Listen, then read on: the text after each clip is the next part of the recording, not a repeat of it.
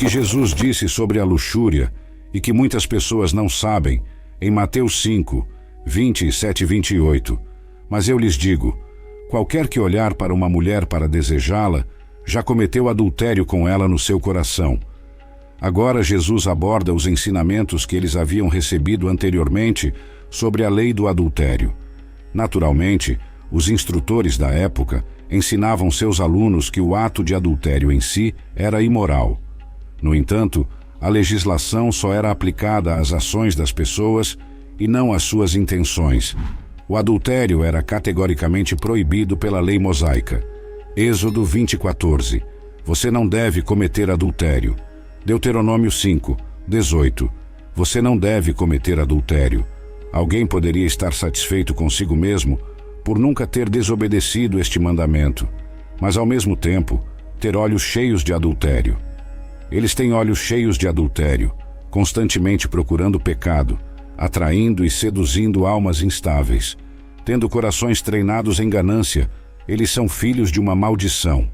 2 Pedro 2, do 14, Bíblia Amplificada. Mesmo enquanto alguém apresenta uma boa aparência, é possível que seus pensamentos estejam constantemente vagando por territórios obscuros. Portanto, Jesus instruiu seus discípulos que não era suficiente apenas abster-se do ato em si, eles também precisavam ser puros por dentro. A lei proibia o ato de adultério. Jesus proíbe o desejo. Quem olha para uma mulher para cobiçá-la, já cometeu adultério com ela em seu coração. E Stanley Jones captou a importância deste versículo quando escreveu: se você pensa ou age em adultério, você não satisfaz o desejo sexual. Você joga óleo no fogo para apagá-lo. O pecado começa na mente, e se continuarmos alimentando esse pensamento pecaminoso, eventualmente agiremos de acordo.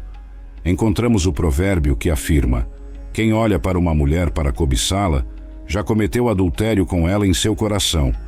Jesus acrescenta que é possível cometer adultério ou assassinato em nossos corações ou mentes, e que isso também é uma forma de pecado e é proibido pelo mandamento contra o adultério.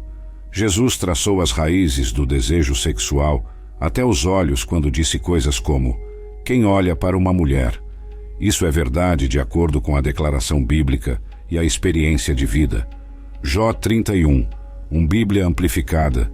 Fiz um pacto, um acordo com meus olhos. Como então poderia eu olhar cobiçosamente para uma virgem? Quando alguém parecia ter pena de um homem caolho, ele lhe disse que havia perdido um de seus inimigos, um ladrão muito, que teria roubado seu coração. Algumas pessoas só se abstêm de cometer adultério porque têm vergonha da possibilidade de serem descobertas, mas no fundo o fazem diariamente. É um crédito para eles que se abstenham de se envolver no ato sexualmente explícito de adultério. No entanto, o fato de suas mentes estarem ocupadas com tais pensamentos é extremamente problemático. Este princípio se aplica a muito mais do que homens olhando para mulheres. Aplica-se a quase tudo que podemos cobiçar com o olho ou a mente. Estas são as palavras mais reveladoras sobre impureza que já foram ditas. Adultério no coração. Porque Jesus considera o adultério no coração um pecado, podemos deduzir que o que pensamos e no que permitimos que nossos corações descansem é resultado das escolhas que fazemos.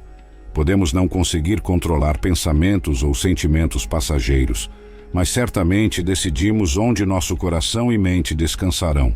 Um comentarista bíblico popular disse: a imaginação é um dom dado por Deus, mas se for alimentada com sujeira pelo olho, será suja.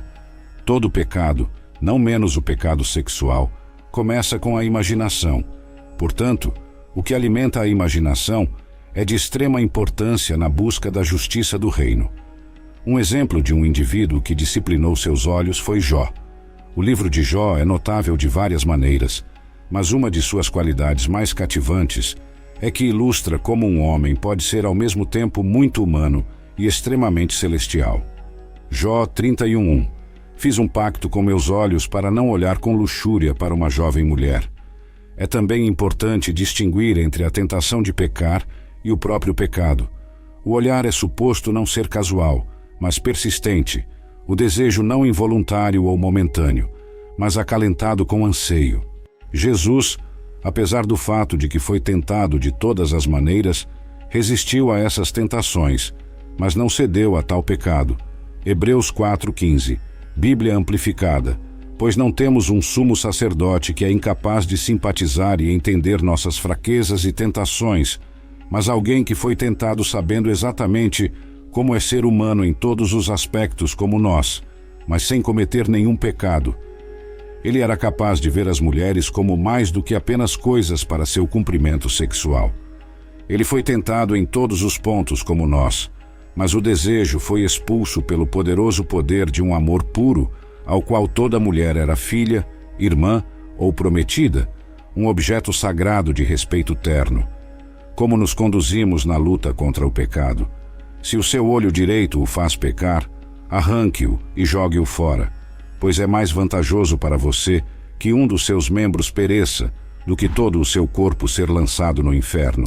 E se a sua mão direita o faz pecar, corte-a e jogue-a fora, pois é mais vantajoso para você que um dos seus membros pereça, do que todo o seu corpo ser lançado no inferno. Se o seu olho direito o faz pecar, arranque-o. Aqui, Jesus usa uma figura de linguagem e não fala literalmente. Mutilação não servirá ao propósito, pode prevenir o ato externo, mas não extinguirá o desejo. De acordo com o que lemos, seria melhor para você se apenas um dos seus membros perecesse do que todo o seu corpo ser jogado no inferno.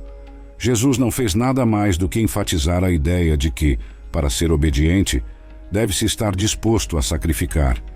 Se permitirmos que o pecado controle uma parte de nossas vidas, precisamos ser capazes de reconciliar, porque seria melhor que essa parte de nossas vidas morresse do que nossas vidas inteiras serem julgadas culpadas. Esta é a única coisa que a maioria das pessoas hesita em fazer, e como resultado, elas continuam vivendo suas vidas atoladas no pecado, ou nunca chegam a conhecer Jesus, nunca vão além de um vago desejo de ser melhor. A salvação de nossas almas é para ser preferida antes de todas as coisas, sejam elas tão queridas e preciosas para nós, e que se a discrição ordinária dos homens os ensina para a preservação de seus corpos a cortar um membro particular, que necessariamente colocaria em perigo todo o corpo, muito mais os ensina a se separar de qualquer coisa que prejudique a salvação de suas almas. Não é de se admirar que Paulo exorte os crentes a fugirem da imoralidade sexual. 1 Coríntios 6, 18 Bíblia. Amplificada. Fuja da imoralidade sexual em qualquer forma, seja em pensamento ou comportamento, seja visual ou escrito. Todo outro pecado que um homem comete é fora do corpo, mas aquele que é sexualmente imoral peca contra o seu próprio corpo. Efésios 5, 3. Bíblia amplificada. Mas a imoralidade sexual e toda impureza moral, comportamento indecente, ofensivo ou ganância, não devem nem mesmo ser insinuados entre vocês, como é próprio entre os santos, pois como crentes nosso modo de vida, seja em público ou em privado, reflete a validade de nossa fé. 1 Tessalonicenses 4, 3. Bíblia amplificada. Pois esta é a vontade de Deus, que você seja santificado, separado e apartado do pecado, que se abstenha e recue da imoralidade sexual. A mensagem mais famosa de Jesus, o Sermão da Montanha, focava nos corações de seus ouvintes. Ele direcionou seus discípulos como audiência e procedeu a pregar o que agora chamamos de bem-aventuranças. Ele chamou seus homens para serem diferentes, para verem o mundo pela perspectiva de Deus, para se relacionarem com as pessoas de maneira sobrenatural. Manter a pureza sexual requer mais do que simplesmente abster-se de se envolver em atividade luxuriosa, é também algo que envolve o coração. Não cometa adultério era outro dos 10 mandamentos que muitos judeus provavelmente assumiam que poderiam marcar em uma lista de pecados evitados com sucesso. Mas Jesus disse que olhar para uma mulher com luxúria é cometer adultério com ela em seu coração. Ações imorais, então, começam com pensamentos imorais, e os pensamentos imorais também são maus. Você não pode abordar o pecado apenas lidando com ações externas. A luxúria é uma ilustração vívida do tipo de pecado que Jesus instou seus seguidores a evitar, e na cultura de hoje apresenta um obstáculo significativo na busca da pureza moral. Jesus deseja que seus discípulos tenham um comprometimento tão profundo com a pureza moral que estejam prontos para cortar qualquer coisa em suas vidas que os tente a pecar. Ele não está chamando para a mutilação física. Novamente, o pecado é uma questão do coração, e não apenas dos olhos e mãos.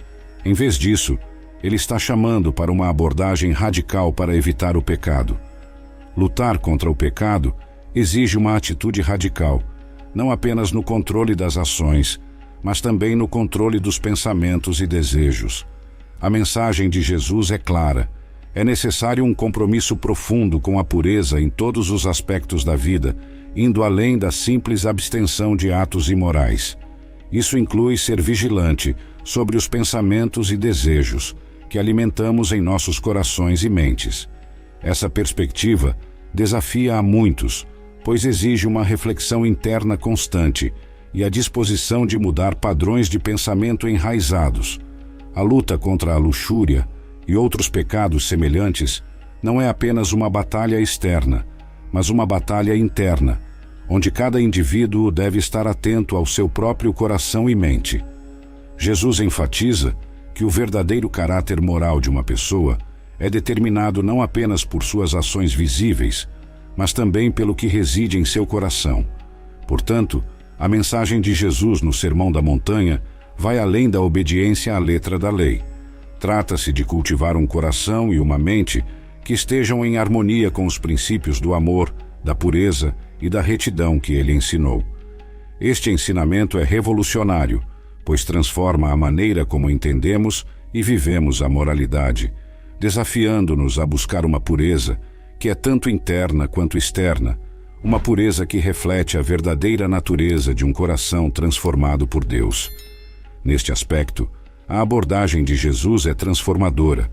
Ele não se limita a modificar o comportamento externo, ele visa mudar o coração.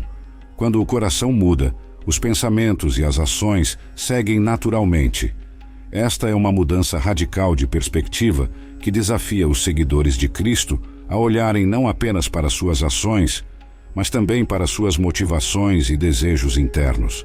A ideia de que o pecado começa no coração é central no ensino de Jesus. Ele nos ensina que é possível pecar não apenas através de ações, mas também através de pensamentos e desejos. Isso coloca uma ênfase muito maior na autodisciplina e na autoconsciência, pois não basta apenas evitar ações pecaminosas. É necessário também purificar nossos pensamentos e intenções. A mensagem de Jesus é clara. A verdadeira pureza e santidade vão além do cumprimento superficial de regras e leis.